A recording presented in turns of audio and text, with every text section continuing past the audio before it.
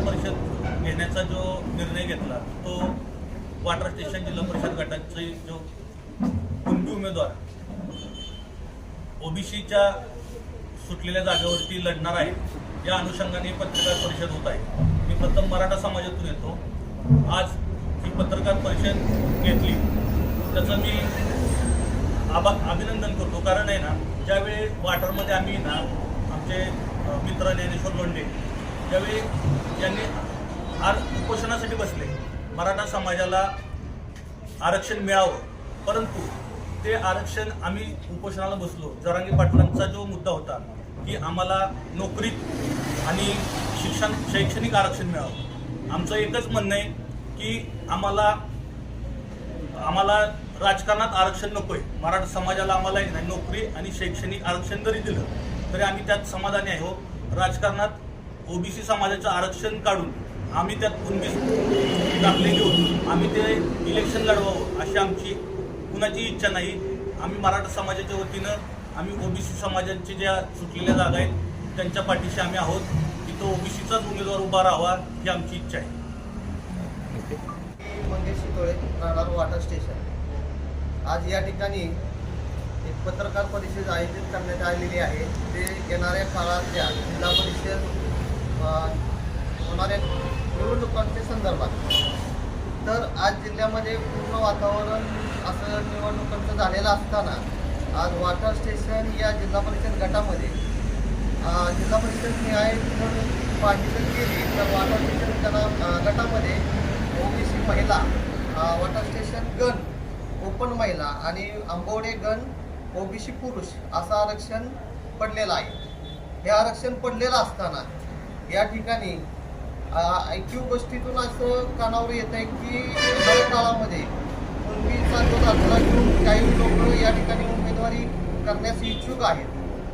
तर त्या अशा इच्छुक उमेदवारांना किंवा व्यक्तींना मला आपणा सर्वांच्या माध्यमातून एक असा त्यांना निरोप द्यायचा आहे की आज समाजामध्ये आपण आज मी मराठा समाजातून येतो, आरक्षण कुणाला नको आहे, सर्वांना हवं आहे।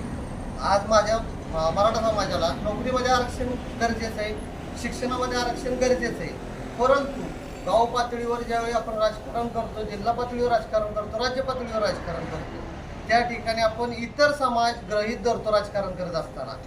तर इतर समाज ज्यावेळी आपण राजकारणात गृहीत धरतो तर त्यावेळी त्यांना प्रतिनिधित्व देणं हे आपलं कर्तव्य आहे आणि हे प्रत्येक पक्षाचं प्रत्येक नेत्याचं कर्तव्य आहे।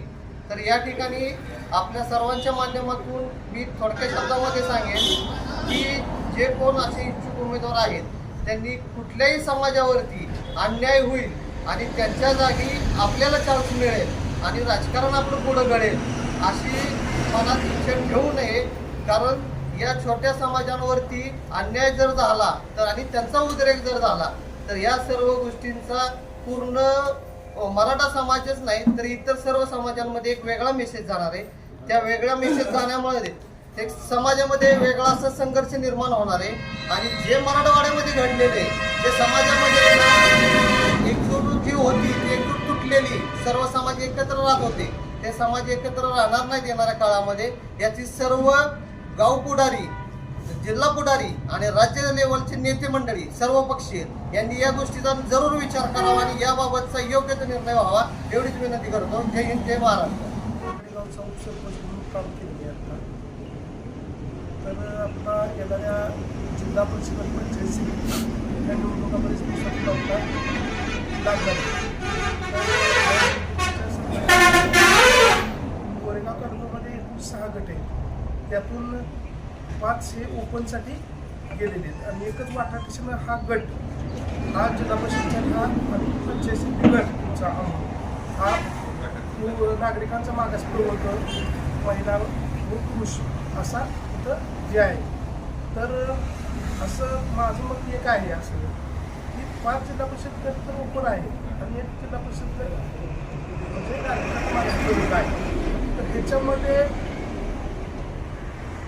आरक्षण जे आहे आज म्हणजे गटासाठी आणि गावासाठी पडलेले तर तिथं ते ओबीसी समाजावर आमच्या समाजावर कुठं अन्याय होऊ नये असं मला एकंदरीत वाटतंय आणि त्यांचं त्यांना हक्काचं जे आरक्षण आहे राजकीय त्यांना तिथं अधिकार आहे तो त्यांना तिथं दिला पाहिजे आणि शैक्षणिकदृष्ट्या झालं नोकरी संदर्भात झालं कुंडलीत क्रमांक ही योग्य आहे आणि आम्हालाही म्हणजे पुढे संघर्ष हा चालूच आहे त्या आरक्षण मिळालंच पाहिजे ही सगळ्यांची भूमिका आहे आणि असं जर काय समजा झालं तर समाजामध्ये ते निर्माण होतो आणि प्रत्येक समाजामध्ये काय होणार आहे पाहून म्हणजे मन दुखावली जाणार भविष्यामध्ये अडचण आहे तर एक नीतिमूल्य म्हणून भविष्यामध्ये सुद्धा वाद कसा नैतिकता म्हणून हे असं करणं योग्य नाही म्हणजे कोणी करणार असेल तर त्यांनी उभं राहू नये असं माझं मत आहे तर कुठल्याही राजकीय पक्षांनी सुद्धा अशा फारा देऊ नये म्हणजे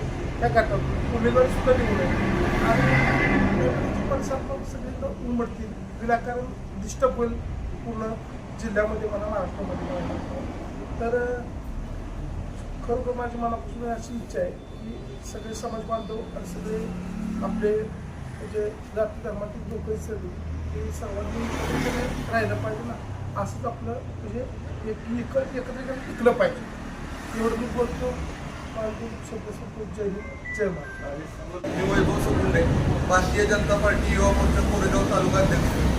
आज ही पत्रकार परिषद या ठिकाणी घेतली आहे त्याचं कारण म्हणजे आमचा वाटा स्टेशन गट हा ओबीसी महिला यासाठी आरक्षित झालेला आहे. त्याचप्रमाणे आमचा आंबवडे सम्मत वाघोली हा गण ओबीसी पुरुष यासाठी आरक्षित झालेला आहे आणि इथं बऱ्याच काही घटना कानावरती येत आहेत की कुठल्या तरी बाहेरच्या गटातील उमेदवार इकडं आयात करणार आहेत आणि त्याच्यानंतर त्याला कुणबी प्रमाणपत्र देऊन त्याला ओबीसीमध्ये घालून त्याला इथून उमेदवारी देणार आहे. तर ह्या उमेदवारी जर देण्यात येत असेल तर आम्ही त्याचा जाहीर विरोध करतोय कारण ओबीसी समाज हा आपल्या गावगाड्यातील एक प्रमुख समाज आहे. त्या समाजाबरोबर आपण आत्तापर्यंत भारत स्वतंत्र झाल्यापासून एकत्र गावगाड्यात सगळा गावगाडा चालवत आलेलो आहे आणि जर हे आरक्षण ओबीसी समाजाला पडत असेल तर त्यानंतरही तुम्ही जर अशी इथं दमदाटी करण्याच्या तयारीत असाल आणि ते कुणबी प्रमाणपत्रावर आरक्षण देऊन उमेदवारी देण्याच्या तयारीत असाल तर हे अत्यंत दुःखाची बाब आहे आणि ही धोकादायक ही बाब आहे कारण ही जर गोष्टी तुम्ही घडवत आणलं असाल तर कुठंतरी तुम्ही एक जो समाजात चाललेला आपल्या समाजामध्ये जे एकत्रीकरण आहे किंवा जे समाज बांधिलकी आहे त्याला कुठेतरी तुम्ही तडा देत आहेत आणि ह्या भूमिकेला कधीही आमचा पक्ष किंवा आमची संघटना कधीही या भूमिकेच्या पाठीमागे राहणार नाही. आमचं एकच मत आहे म्हणजे आता आमचे डॉक्टर साहेब आहेत किंवा आमचे वकील साहेब आहेत आमचे गोळे साहेब आहेत आमचे काका आहेत आमच्या सर्वांचं एकच मत आहे की इथं आम्ही हे जाहीर करतोय की ही जी जागा ज्या ओबीसी आरक्षणावरती लढवली जाणार आहे तेच आरक्षण आमची संघटना किंवा आमचा पक्ष देईल. जय हिंद जय महाराष्ट्र.